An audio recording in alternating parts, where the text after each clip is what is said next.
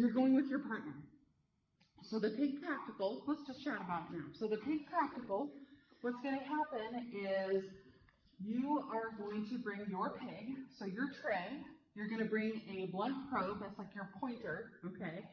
And you and your lab partner are going to bring that pig and the pointer to the back lab prep area. It's kind of like a maze back there, but you're coming with your lab partner, okay? If you're working in a group of 3, all 3 of you can come. That's plenty of room back there, okay? What's going to happen is everyone else that's in lab is going to be just like practicing, working on things. And at the very beginning of the class, I'll be able to help you guys out. But once I start doing pig practicals with people, then I'm done. Now, the order in which we do our pig practicals, I usually have a sign-up list on the board. You choose when you want to go. And that's encouraging you to be there on time, if not possibly a little early, right? Because then you can sign up. If you want to be first, get her done. Get her done. If you want to be last, just so you know, warning, sometimes the pig practicals go slightly over time. I have pretty full labs this semester, and so I'm going to have to get cranking on them, and I'm going to have to not be as like chill about if it takes you a little while to answer things. I'm going to have to be moving people along. Yes? Let's say you like with your pig practical, do you get to leave, or do you have to wait till 1 o'clock? Great question. You're done. As soon as the question was, when we're doing our pig practical, can we leave or do we have to wait till the end of lab? You're out of there. All I ask is that you clean up your stuff, clean up your space. The pigs stay in the room. You don't get to take them home. Okay? Thank you for taking biology lab present. No, you leave them there, and then you may be excused. And then we are done with lab. After we're done with our pig practical, we don't have a lab during finals week. That's our last day of biology lab. Now, what's going to happen though when you come back there with your lab partner is once you get back there to my table, I'm going to have a male and a female pig set back there. Because you're going to be responsible for knowing the reproductive structures of both. Okay? So in the back, I'm going to have a male and female pig, and then what's going to happen, I have cards, and you have to pick a card that has the 15 structures on it. It has a list of those structures, and those are coming from our lab things for the day. You could be asked thoracic cavity. You could be asked the stomach. You could be asked like pyloric sphincter, whatever, all of those different things we've been doing. What happens, there are 15 structures on them. Each one is worth 2 points. Now, let's say my lab partner and I are cruising along and I don't know one of them. I usually let you come back to it, so you can skip it, you come back to it. I don't care if you do them in order, or if you usually people do them in order, and they're listed on there generally in the order that we've done them in labs. Some people talk all about it when they do their pig practical. They tell me what it does and what happens next. You actually don't have to. You literally just you don't have to tell me what it does. You can just point at it. Okay, so don't worry about if you can explain what that organ does or whatever else. In lab practical, it's just being able to point at where it is. Okay? Some of us, I'm a talker, obviously, and so I like to tell the story of the thing, because that's how I remember it. That's really fun. I've also had completely silent pig practicals, where the card was flipped over, and they just pointed all the structures, and I'm like, wow, I don't think I could ever be completely silent. So cool, all right, that worked well. But let's say you get to one, and let's say I didn't remember where the ureter was. I can either guess, right?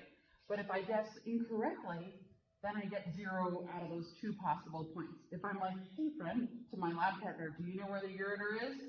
And she's like, yeah. I'm like, all right, you've got this. You can have your lab partner answer for you for 1 out of the 2 possible points. They are like extra credit for you, okay? But you got to be nice to that person if they get it wrong, because you didn't know what it was in the first place, right? You're still sitting at the 0 points if you didn't know what it was, okay? So as a lab partner, you're there to be helpful for them, like if they miss something, and also support support, because it can be kind of scary to just come back to the back room with your teacher and have to point at pig parts, right? So you've got your co-conspirator there with you. Any other questions about that pig practical? So at some point between now and then, you and your lab partner should chat about, like, do we want to go to beginning? Do we want to go to end and middle? Learn your lab partner's name if you don't already know it, so that you can, like, sign up for the two of you when you get there. Any other questions? Okay, I want you to feel good about this. People usually rock it. I have had something where somebody just went blank and their lab partner answered almost everything, and they got like half the points because their lab partner, and I was like, you owe that person a coffee afterwards. Like, okay, come on, you know, they helped you out. And you're not going to get the same card as your lab partner just had. That one's now out of the deck, so they don't just get to warm one up for you, right? And I don't care who goes first. You guys get to decide. Okay? If you come up with any other questions, feel free to ask me. I'm kind of happy to talk about it like as this big group, because that way I say the same thing to all of the students, you know? Like it's getting recorded for the online students. Okay. All right. So if more things come up, you know, please feel free to ask me. But in terms of exploring and like looking for the brain or something like that, I would probably want to go earlier in the lab practical times. And then once you come back into the room, you can look around on the pig, or you can just clean up and be done. It's up to you. Okay? And in the classroom where everyone's studying and practicing, you can all help each other out and get prepped, you know, practice as you're doing stuff, okay? All right. Let's see here. So we've been talking about the pancreas. I'm skipping this next one because we'd already talked about that. So in this section, we're talking about the associated, or sometimes I also call this the accessory organs of the digestive system. What makes them associated or an accessory organ? Why do they have that little like qualifier word instead of being just like an organ of the digestive system? Yeah. They help with digestion, but the food doesn't go through them. Perfect. They help with digestion, but the food does not travel through it. So these other things are like on the pathway. And remember, we talked about that pathways are really important. But these accessory organs or like associated organs, the food's not actually going through, but it's still really important for the digestive system. What do you guys know about the liver? What's the liver famous for? What is mouthing me? Alcohol or filtering? Yes. Like filters blood. Yeah, it filters your blood. And we'll talk about things here, but the liver is really important at the beginning or like early in digestion and then later in digestion too.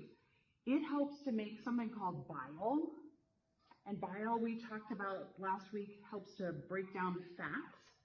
So we'll talk about that here in a moment. It also filters things. So after those monomers, those little pieces from the nutrition from the food that you've eaten, get to the small intestine, they get picked up by the bloodstream, and first place it goes is the liver to get filtered. So the liver is really, really important. All right. So the liver, as I said, produces bile, and bile salts emulsify lipids. Basically, that means that they break down lipids. Now, the liver is constantly making bile. It's constantly doing that. And actually, here in a little bit, well, I don't know if I talk about it much. The little friend that's cozied up next to the liver, oh, that red doesn't work very well on that. The little friend that's cozied up next to the liver, that gallbladder, that's like a storage pouch. Often this is stored in the gallbladder. Because the liver makes these bile salts all the time, but you're not actually digesting food or eating food all of the time. And so when it makes all this stuff, it gets backed up and stored in this little gallbladder. That's what that is, that kind of green area there. And then nutrients, just so you know, absorbed through the walls of the ileum are delivered to the liver for storage and regulation of the nutrient content of the blood. I guess I had space to write about my gallbladder thing there. Now the ileum. So this is the nutrients that are absorbed through the walls of the ileum. There are 3 parts, remember, to the small intestine. Which part is the ileum? First, middle, or last? The last, right? And it's mostly known for absorbing of those monomers. What's the part that does the most digesting of your digestive system? This is just reviewing here. The jejunum. The duodenum is where we add in all of those digestive juices, but the jejunum is where the most digestion occurs. Okay. So this, for the liver, it's saying that those monomers, those broken down nutrients, are picked up in the bloodstream from the ileum, and they go to the liver. Some of you might have seen on your pig's small intestines, and it's all along the small intestine, there are fans of blood vessels.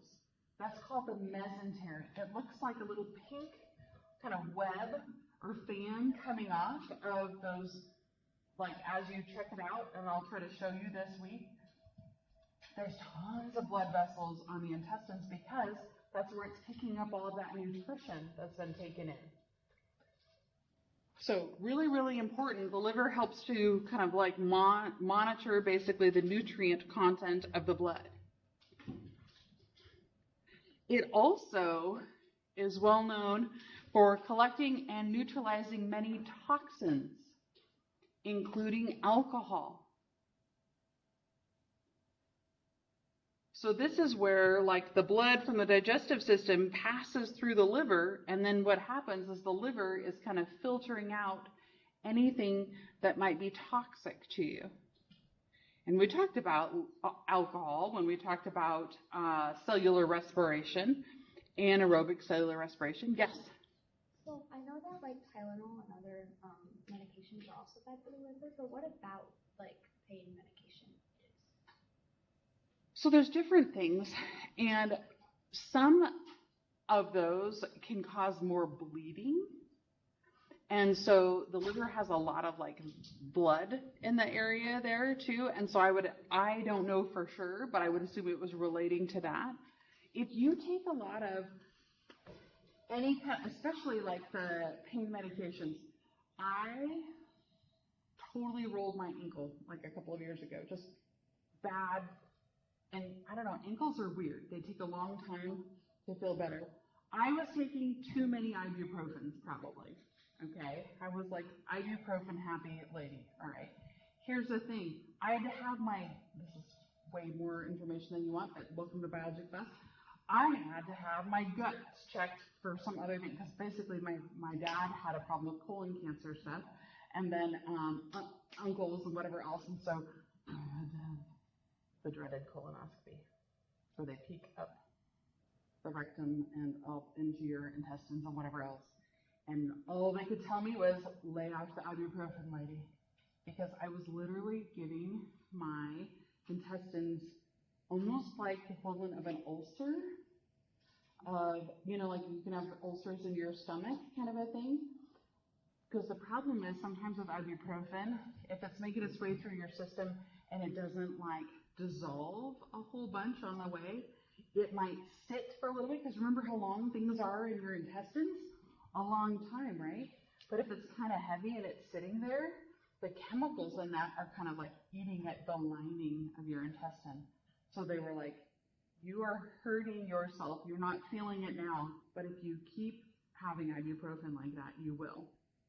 So I had to lay off on my ibuprofen. And it was totally because my ankle was just giant and wobbly and painful, and I was following the rules, but I was doing it for too long, Ibuprofen is not something that's like, I would argue not like an addicted, like a bad kind of a thing, but anything in too much can be, there are side effects for all that stuff.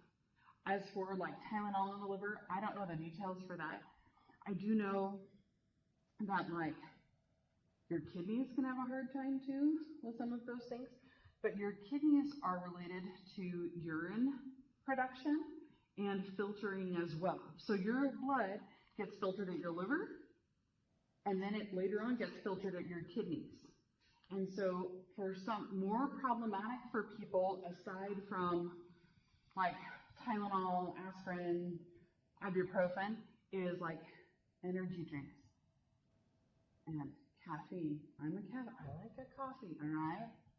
But you need to be drinking at least that much in water, plus more, like to combat that. Why is it for caffeine, why does that have like a hard time on your kidneys? Do you know? What?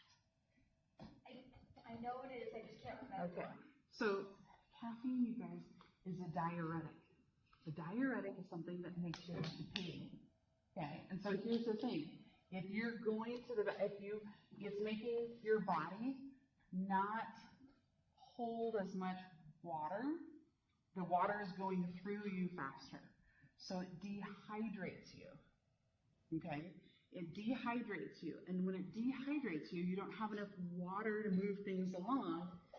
Then that's when people can get like crystals forming in their kidneys or along in their urine, and you can have like a kidney stone or things like that too. So, and sometimes an excess of calcium can cause that as well. Kind of a strange thing if you're not drinking enough water. So basically, when in doubt, drink a lot of water, and later on we'll get to it, eat a lot of fiber. Helps moving things along, okay? Has anybody heard of cirrhosis before? Okay. Cirrhosis is unfortunately a condition where basically people end up with holes in their liver. And it can bleed a fair amount. And that's because oftentimes for cirrhosis, it happens with somebody has had a large amount of alcohol, and then it can basically kind of wear out their liver. Basically, it's not able to do as much like functioning kind of a thing. All right. Excess amino acids are converted to urea to be passed as urine. So this also, I'm just going to say, works with the kidneys.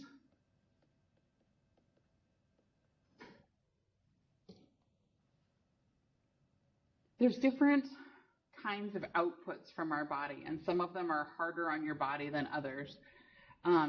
If you study animals at length at any different time, you'll know that like birds have like uric acid as their output kind of a thing. There's urea, there's all kinds of different things basically in terms of output. So somebody asked me in one of my other classes, well, why on earth would people want to eat liver? And it's not the popular thing now, but it certainly has been. And in some cultures, it's definitely a very popular thing. The liver stores a lot of the fat-soluble vitamins. So this is like A, E, oops, that's poorly written, sorry, K. So there are actually a lot of vitamins found in liver. So that's why it is and has been a commonly eaten thing, like for example, for like beef liver or sheep liver or things like that. Other things like for liver, because it's a concentrated area where you can get a lot of these vitamins, especially because remember that animal or organism, that's where all of those nutrients go first in its body. All right, and then last but not least, hemoglobin from the dead red blood cells goes to the liver to be converted to bile pigments. Your body is really good at recycling things. So hemoglobin is in your red blood cells. What does hemoglobin help do? Or what is hemoglobin responsible for? Any ideas? Yeah, it helps to do with your oxygen. Your hemoglobin is that protein. Way back when at the beginning, we talked about some proteins have four quaternary level of structure, the fourth level. They have this cool, weird shape, and they can carry oxygen. The hemoglobin carries the oxygen, but when it's worn out, then it gets recycled in the liver and becomes bile, part of the bile. And the bile is the stuff that breaks down fats. So your body is pretty good at repurposing things, and the liver is one of those places. All right, carrying on here. So, in terms of digestion in the small intestine, mechanical digestion. What did we have for mechanical digestion? None. Nothing past the stomach, my friends, for the mechanical digestion. Chemical digestion, this is where the most happens. All polymers are broken down into their monomers, and the jejunum is the superstar for this. That's where the digesting is happening. The ileum is where it's actually being absorbed. And then the duodenum is basically like the very beginning where you're adding in all of those like digestive juices.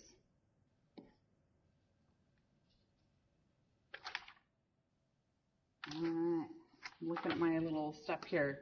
Notice this is our like large intestine, colon. It doesn't look like the same thing as the pig. The pig has that spiral colon where it's all like wrapped up nice and neat. In our bodies, we have the ascending colon that goes up, transverse, and descending. So it kind of like goes up, over, and down. In the pig, it's all like spiraled up. Okay. The large intestine, or colon, it's wild to think about. It's about 5 feet long. Again, remember, the numbers for this don't matter for me. It's just like to have a little perspective. So I'm not going to ask you about the numbers.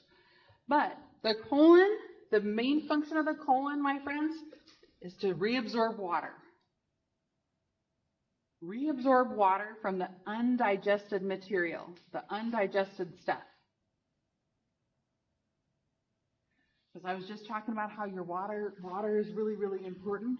If we could do anything, it would be drink more water and eat more fibrous stuff. Fiber, I'm thinking like celery, leafy vegetables, things like that. Your body can't actually process it very well, but what it does is it pushes everything else along. Okay, so it keeps things moving along. But please don't super increase your fiber intake without increasing your water intake, because then you can have constipation. No bueno. All right? Because basically you don't have enough water to move everything along. Okay. Now the cecum and the appendix are the junction of like the small and large intestine. And they're on your right side. Notice, on us, the cecum is teeny tiny. On your pig, it's like this whole earthworm, like dead end little side road in like structure, right? It's like this whole big long thing. And then the appendix, the pig does not have. And the appendix is thought, and I think that they're working on this more, and I'm not current on this, but it has like a minor role in immune function somehow, but I don't know exactly what. However, if you don't have your appendix, it doesn't seem to impact people very much. Appendicitis, though, is a really big deal. Whenever you have anything that ends in itis, for a medical term, that's inflammation. Inflammation, like encephalitis is like inflammation of the brain, or there's all sorts of like tonsillitis, inflammation of the tonsils.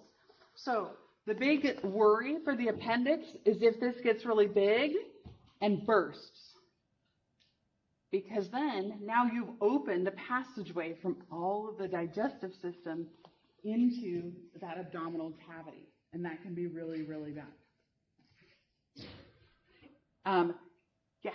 What like makes an appendix get inflamed? Great question. I don't know. My dad had his appendix actually burst when he was like a high school kid. My grandpa, lovingly we called him Grandpa. He was a little tough man. All right. And so my dad was working and lifting stuff, and and he just didn't feel good, and he was throwing up and like hunched over. This is as my dad tells it. My uncles told me more. And my grandpa was like, "All right, kid, too bad. You still need to haul the." I can't remember what it was. Like, I want to say feed, honestly, something like that. Sorry, Grandpa Guard, I'm telling tales about you.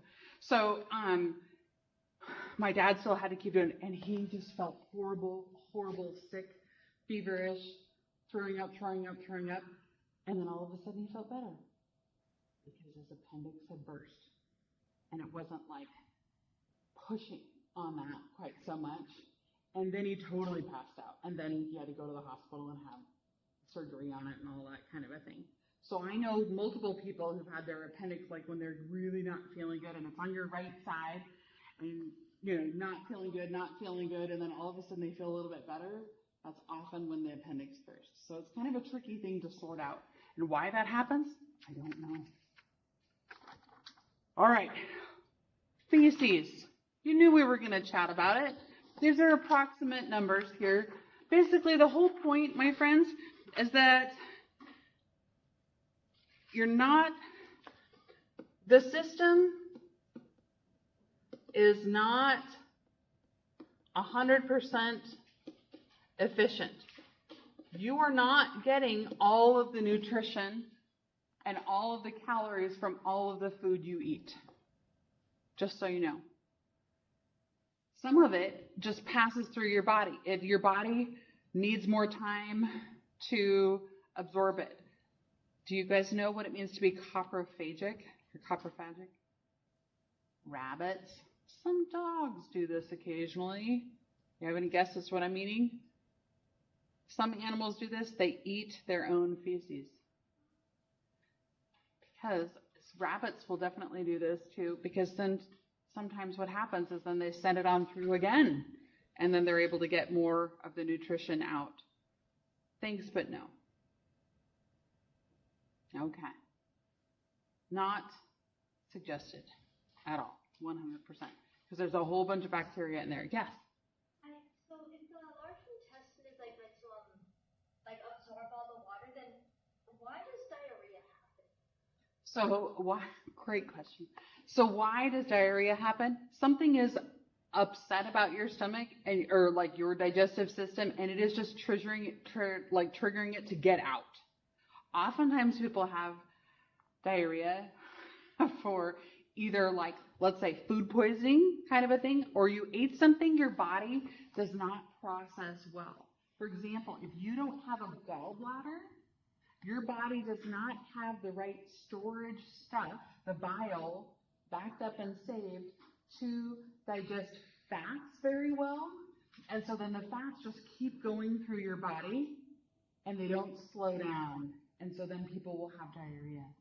Also, if you have some kind of like an overgrowth or bacterial infection, or you eat something that had gone off or bad, your body's trying to get rid of it fast. Okay? So that can happen.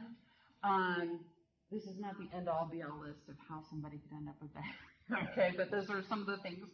Problem with diarrhea on many levels is actually, and diarrhea, my friends, is like the number one cause of death, like across the world.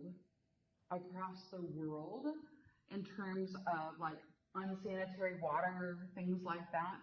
Because what happens is then people get dehydrated. Because your body is not reabsorbing that liquid, right? Because you're getting rid of it, you're getting it out, and your body is not reabsorbing that liquid. And then all of those cellular processes that are happening in your body that need water, all the diffusion we talked about, all kinds of other things they need water to help.